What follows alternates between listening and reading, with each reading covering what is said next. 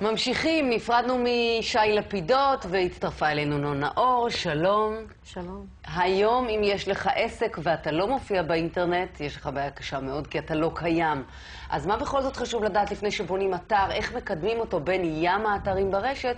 נונה היא מומחית לבנייה וקידום אתרים באינטרנט עם כל הפתרונות. יש מישהו שאתר באינטרנט לא מתאים לו? אנשים פרטיים זה באמת פחות מתאים להם, אבל באמת כמו שאמרת, היום כל עסק, מהגדול ביותר ועד העסק קטן מאוד מאוד פרטי, גם אם זה עסק של אדם אחד, כדאי מאוד שיהיה לו אינטרנט, ועם השנים, שיהיה לו אתר, כמובן, ועם השנים באמת זה נהיה תחום שהוא כבר נהיה נגיש לכולם, ובהחלט היום אפשר לעשות את זה בקלות, במהירות, וזה פשוט כלי שיווקי הכרחי שיכול לקדם כל עסק פלאים, להביא יותר לקוחות, להיחשף להמון לקוחות פוטנציאליים שאנחנו פשוט מפסידים אותם באלפים אם אין לנו אתר ואנחנו לא אפשר. פעם זה היה מאוד יקר להקים אתר האינטרנט, והיום? זה באמת היה מאוד מאוד יקר, וזה היה מיועד ל-high society ששילמו המון כסף, ובסופו של דבר גם הטכנולוגיות היו יותר מיושנות, אז תמורת הרבה כסף היינו מקבלים בעצם כמה עמודי HTML או איזשהו אתר פלאש, פחות כל הנושא של מנועי חיפוש, ועסקים קטנים איפשהו נשארו מאחור. היום? והיום בהחלט כל עסק קטן יכול להכין לעצמו אתר שיציג אותו בצורה מכובדת באינטרנט, שהוא בנוי על כלי נכון, שהוא מותאם למנועי חיפוש, לדרישות של גוגל. היום בכמה אלפי שקלים בודדים ממש אפשר להקים אתר. יש גם כל מיני כלים דווקא לאתרים הנישתיים, הקטנים, עם תקציבים יותר נמוכים, יכולים לקדם את עצמם גם ללא השקעות של כל מיני שירותי SEO ומשרדי פרסום, שזה כבר הולך להיות עשרות אלפי שקלים. ואיך עושים את זה? כשאת אומרת כל אחד יכול לעשות לעצמו, אני לא יכולה לעשות לעצמי אתר. לא, אני לא... אני הקמתי לעצמי אתר. נכון. לבד? לא, עם מישהו. לקחת מישהו. כן. אז מה השלב הראשון למישהו? דברים. כן, למה? כי זה נוח, יש לי אתר, יש שם את כל מה שאני מציע כשירותים. ואתה יכול לראות כמה אנשים נכנסים? כן, בטח. מצלצל בן אדם, מתעניין באיזשהו שירות, הרצאה או משהו, אז אני מכנס לאתר, יש שם רשימות, תבחר מה אתה רוצה, דבר איתי אחר כך לגבי תאריך. אז במה זה כרוך? מה השלב הראשון למי שרוצה להקים לעצמו אתר אינטרנט? השלב הראשון זה באמת קודם כל להבין ולהתמקד, זאת אומרת ההכנה העסקית שיווקית זה שלב מקדים שהוא מאוד מאוד חשוב לפני שהולכים להקים אתר, כי צריך להבין ולהתמקד למי בדיוק אנחנו רוצים לפנות, מי יהיה קהל היעד שלנו ומה אנחנו רוצים להציג להם באתר, אם זה שירות, מוצר או כל דבר אחר. לאפיין את עצמך. נכון, ולאו דווקא לנסות להביא את כל העולם לאתר שלנו, אלא להתמקד בקהל יעד מאוד ספציפי, וככה גם אנחנו מקבלים פניות מאוד מאוד רלוונטיות בסופו של דבר. כן, שלב 2. וגם יותר קל לקדם אותו. ואז שלב אחרי 2, אפיון אחרי שאנחנו העסק. מוכנים, כי אנחנו לא רוצים לבוא לספק ולא יודעים מה אנחנו רוצים, כי יראו לנו משהו ובסוף יגידו מה שביקשת, זה מה שקיבלת. פה אנחנו באמת מתחילים לחפש ספק. אז לפרויקטים באמת גדולים ומורכבים, שזה המון פיתוחים אישיים וכל מיני התחברויות לתוכנות חיצוניות, באמת הייתי ממליצה ללכת לבתי תוכנה גדולים, שייתנו את כל המענה וגם תחזוקה שוטפת רצינית. כן הייתי ממליצה לקחת איזשהו מומחה, פרילנסר, זאת אומרת מומחה אינטרנט יועץ, שכן ילווה את כל הפרויקט, כי בסופו של דבר ההשקעה הזאת משתלמת, מאחר והוא יציג את האינטרסים של אותו לקוח מול אותו בית תוכנה, הוא ידע מה לבקש בשבילו, הוא גם מכיר את השוק. בית תוכנה זה חברות גדולות שבעצם נותנות את השירותים של פיתוחים. שהן מחזיקות את המקום כאילו? נכון. חברות שבנות אתרים, אבל אני מדברת שאם באמת יש פרויקט גדול, אז עדיף ללכת לחברה גדולה, אבל כן לקחת יועץ אישי, כדי שהוא ידע מה אתה צריך יותר טוב, הוא יאפיין לך את הדברים, ולא תיפול באמצע מאיזשהו פרויקט שאיש מכירות לא כל כך התמצא, הבין שזה משהו גדול, תמחיר איזשהו משהו, ואז אתה לא עומד בלוז, ופתאום יש תוספות. יש חוקים? וצצים המון דברים. יש עיצוב שהוא יותר תופס את העין, יש צבעים נכונים יותר במחשב. יש דברים כאלה? יש חוקים, כן. קודם כל העיצוב זה באמת דבר חשוב, אבל חשוב מאוד לא להפוך את האמצעי למטרה המרכזית, וזה חשוב לזכור.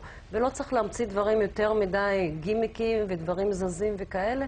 כן, צריך להישאר באיזושהי מסגרת המקובלת, כדי שגם הגולשים סך הכל מורגלים לדברים מסוימים, שיש בר למעלה ולא הולך באלכסון, ולא פתאום צץ ונעלם, אלא... יותר מדי מקורי ומיוחד. ומי עוזר לך לנסח את המשפטים, את כל המייל שיש בתוך האתר, את כל התוכן? תוכן זה באמת דבר מאוד חשוב באתר, כי זה גם חלק מהקידום שלו. ואפשר בהחלט לקחת איש מקצוע, קופירייטר ודברים כאלה. אני אישית חושבת שאתר אינטרנט, התכנים הם צריכים להיות סך הכל פשוטים, בשפה כמו שאנחנו יושבים ומדברים עכשיו, וככה צריך לפנות גם לגולשים. ולפעמים אנשים אומרים, בא לקוח, מה אני אכתוב? אין הרבה מה לכתוב. אז לאותו לקוח אני אומרת, אם אני אשאל אותך עכשיו מה את עושה ומה היתרונות שלך, ובמה את שונה מאחרים בעצם, אולי את נותנת שירות מיוחד, או בשיטה אחרת, גם אם זה אותה תוצאה, אותו שירות, נגיד מימון אישי או דברים כאלה, אז פתאום יש לאותו בעל העסק הרבה מה לספר, מן הסתם. ואז אני אומרת, אז את הדברים האלה בדיוק תכתוב באתר. כן, המון פעמים יש שאלות ותשובות בתוך האתר, ומה זה מסובך, ואתה רואה אנשים שניסו להתחכם. זה באמת שאלה טובה, כי שאלות ותשובות, לפעמים אנשים כותבים אנציקלופדיה, ומכניסים שם טרמינולוגיה טכנית, וחשוב באמת להבין שאם אני בונה אתרים, ברגע שאני נותנת שאלות תשובות, אני שוכחת מכל מה שאני יודעת. ואני יוצאת מנקודת הנחה שאנשים לא יודעים הרבה, וזה שאלות הכי טריוויאליות, ולפעמים אפילו אני מתחקרת חברים שלי שהם לא מהתחום, כי לי זה נשמע, מי ישאל דבר כזה, אבל זה מה שאנשים רוצים לדעת. הם לא רוצים לדעת מה זה DNS, הם רוצים לדעת כמה זה עולה, תוך כמה זמן זה יהיה. אני אהיה בגוגל או לא אהיה בגוגל? זהו, אז אם לא תהיה ראשון בגוגל, או בין 10 הראשונים, אז מה זה משמעותי שיש לך אתר?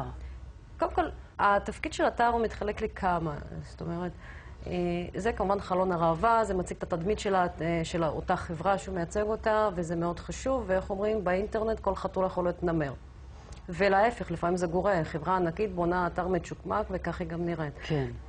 זה כמובן גם כלי שיווקי, לתקשר עם הלקוחות ולהביא לקוחות חדשים, וזה גם כלי שחוסך הרבה פעמים במשאבי אנוש, אם נניח זה תמיכה טכנית, לקבל פניות דרך האתר, להוציא כל מיני תזכורות במקום שתהיה אותה פקידה, ותתקשר, תשלח לפקס, תחזור לפקס, יש לך טופס באתר, תמלא את הפרטים, תעשה שלח, זאת אומרת, זה גם ערוץ תקשורתי מאוד מאוד חשוב, במיוחד לחברות גדולות. ואיך מקדמים את האתר למעלה?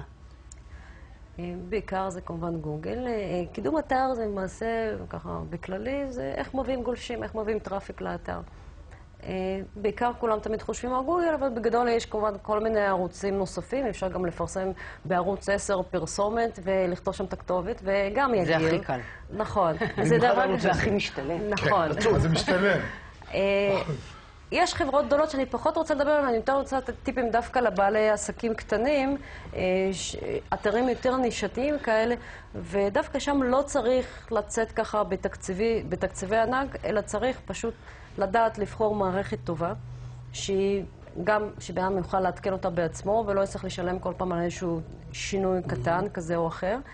ואם המערכת הזאת בנויה טכנולוגית בהתאמה לגוגל, והיא בעצם מבצעת את כל מה שגוגל מחפש, אז רק אם אני אכניס את התכנים הנכונים, הוא כבר ידע לתת לי מיקום. כי למעשה כשאת עושה חיפוש, אז גוגל מוצא את זה בהמון המון מקומות. כן. ואני מתחיל לחלק מיקום. אז אם אצלי איפשהו אני אכתוב בסוף התראיינתי בערוץ 10, אני לא אהיה שם מקום ראשון על מילה ערוץ 10, כי זה לא המיין אישו אצלי, אז כתבתי שם איזה משהו קטן. כן.